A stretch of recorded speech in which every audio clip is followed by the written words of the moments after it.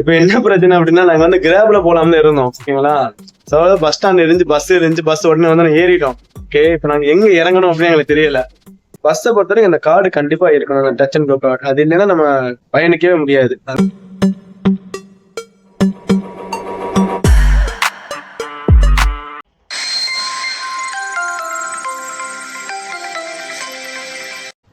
Hi friends, welcome back to my channel. இப்போ நம்ம எங்க இருக்கோம் அப்படின்னா மலேசியாவோட ஒரு பஸ் ஸ்டாண்ட்ல இருக்கிறோம், குட்டி பஸ் ஸ்டாண்ட்ல இருக்கிறோம். நம்ம இங்க வந்து வங்சா மாஜோ அப்படிங்கிற ஒரு பிளேஸ்ல இருக்கிறோம். இங்க இருந்து ஒரு பிளேஸ்க்கு நம்ம பஸ்ல போக போறோம். ஓகேங்களா? நம்ம போற பஸ் 250. ஓகேங்க, பஸ் வந்துருச்சு. வாங்க பஸ்ல போலாமா? வாங்க நம்ம பஸ்ல போலாம். லைன்ல நிக்கணும் போய். வாங்க, பேசிக்கிட்டு இருக்கும் போதே பஸ் வந்துருச்சு.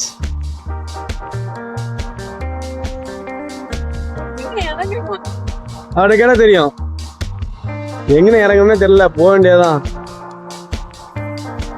நம்ம போலாம். சரி, பாத்தீங்களா டச் அண்ட் கோ கார்டு இதில் ரீசார்ஜ் பண்ணி வச்சுக்கிட்டா ரொம்ப ஈஸி. நம்ம டேப் பண்ணோம்னு வச்சுக்கோங்க, ரிஜிஸ்டர் ஆயிரும். ஓகேங்களா?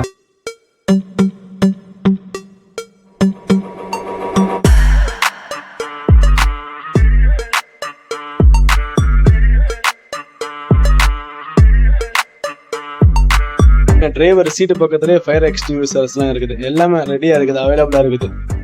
மேலே வந்து கேமராலாம் இருக்குது. பார்த்தீங்களா, எல்லாம் செட்டப்பாக இருக்குது டிரைவருக்கு.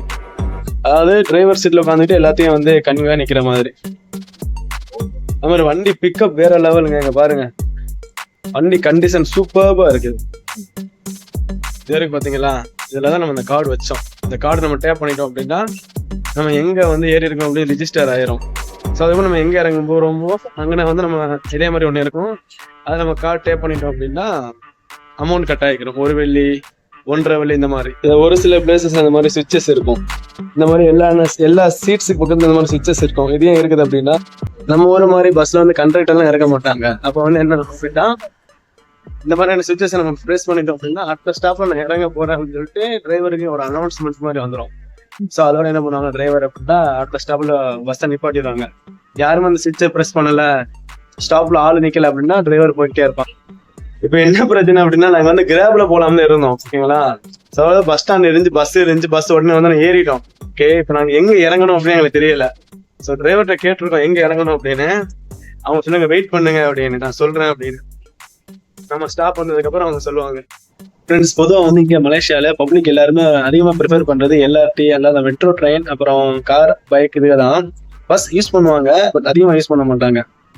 அதனால வந்து பஸ் வந்து உங்களுக்கு ஃப்ரீக்வெண்ட்டாக இருக்காது. ஒரு இடத்துக்கு போகிறதுங்கன்னா ½ அன் ஹவர் 1 ஹவர் இந்த மாதிரி தான் இருக்கும் பஸ் அவைலபிலிட்டி இருக்கும். அதாவது அந்த பீக் டைமில் கொஞ்சம் 15 மினிட்ஸ் ஒன்ஸ் இருக்கும். பட் அந்த நான் பீக் ஹவர்ஸில் வந்து 30 மினிட்ஸ் 1 ஹவர் அந்த மாதிரி தான் பப்ளிக் டிரான்ஸ்போர்ட் இருக்கும். ஸோ அதனால எல்லாருமே ட்ரெயின், அவங்க கார் வச்சிருப்பாங்க, இல்லைன்னா கிராப் இதில் தான் போவாங்க.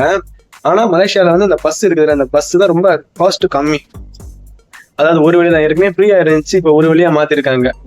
நம்ம அதாவது டச் அண்ட் கோ கார்டில் வந்து நம்ம ரீசார்ஜ் பண்ணி வச்சுக்கணும். நம்ம வந்து ஊர்ல மாதிரிலாம் கேஷ் கொடுத்துலாம் பஸ்ல பயணிக்க முடியாது.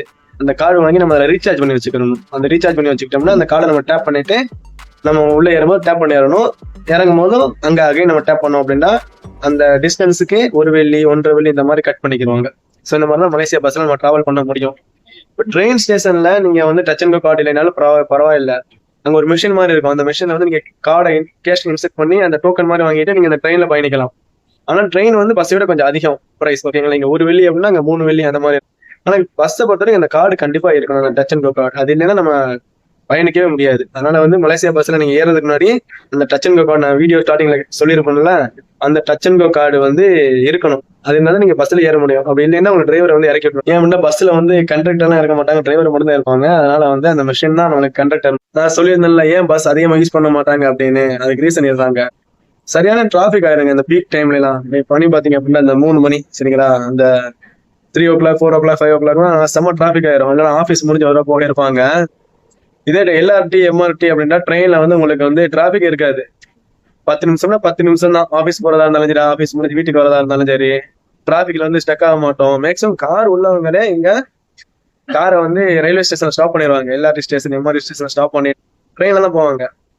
ஏன் அப்படின்னா ஐசி ஆள்களுக்கு அந்த ஐசியில வந்து 50 வெள்ளிக்கு ரீசார்ஜ் பண்ணி வச்சுக்கிறவங்க. அந்த 50 வெள்ளிக்கு ரீசார்ஜ் பண்ணி வச்சுக்கிட்டாங்க அப்படின்னா அந்த மாசம் ஃபுல்லாவே ட்ரெயின்ல போனாலும் சரி, பஸ்ல போனாலும் சரி, எதுல போனாலும் சரி, அவங்களுக்கு வந்து 50 வெள்ளி தான். பட் ஃபாரினர்ஸுக்கு அந்த வசதி கிடையாது. நம்ம வந்து ஒவ்வொரு தடவையும் நம்ம போறோம் அப்படின்னா அந்த கார்டுல வந்து ரீசார்ஜ் பண்ணி வச்சுக்கணும். இதே ஐசி ஆட்களுக்கு வந்து அந்த மாதிரி கிடைக்கும். ஒரு நாளைக்கு 100 தடவை ட்ரெயின்ல போனாலும் சரி, அந்த மாசம் ஃபுல்லா போறதுக்கு அந்த 50 ரீசார்ஜ் பண்ணி வச்சுக்கிட்டோம்னா அது வந்து ஈஸியா இருக்கும். அதனால வந்து மேக்சிமம் எல்லாமே ட்ரெயின்ல தான் போவாங்க. ஏன்னா அது குயிக்கா வந்து முடிஞ்சிடும் அப்படின்னு. அப்படின்னா அந்த கிராப் புக் பண்ணிக்கிடுவாங்க. இங்க இந்த ரோடோட கண்டிஷன்ஸ் நல்லா இருக்கும் அப்படிங்கிறதுனால நல்ல பஸ் ரொம்ப ஃபாஸ்டா ஓட்டிட்டு போறாங்க. பட் அந்த டேர்னிங்லாம் வளையும் போது நல்லா ஃபாஸ்டா தான் வளையறாங்க. நமக்கு இந்த ஷாக் அப்சர்வர் இருக்கிறனால கொஞ்சம் உள்ள வந்து கொஞ்சம் நல்லா கம்ஃபர்டபுளா இருக்குது. கேமரா லைட்டா தெரியுமா உங்களுக்கு, லைட்டா ஷேக்கிங் ஆகிற மாதிரி இருக்கும்.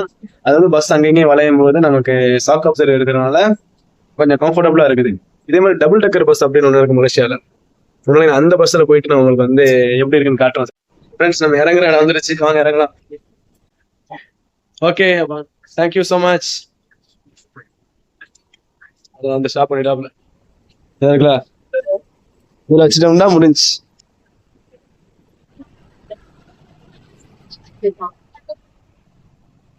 இது எல்லா பஸ்ஸஸ்லயும் பஸ்ஸோட டிரைவரோட போட்டோ, உங்க நேமோட ஐடி நம்பர் எல்லாமே இருக்கும். நண்பர்களே, நம்ம வந்தாச்சு, நம்ம வர வேண்டிய இடத்துக்கு வந்தாச்சு. அதாவது ஒரு 10 மினிட்ஸ்ல ஒரு குட்டியான ஒரு பஸ் ட்ரிப்பு என் vlogல பார்த்துருப்பீங்க. வீடியோ பிடிச்ச வீடியோ லைக் பண்ணி சேனல் மறக்காம சப்ஸ்கிரைப் பண்ணிக்கிறேன். தேங்க்யூ.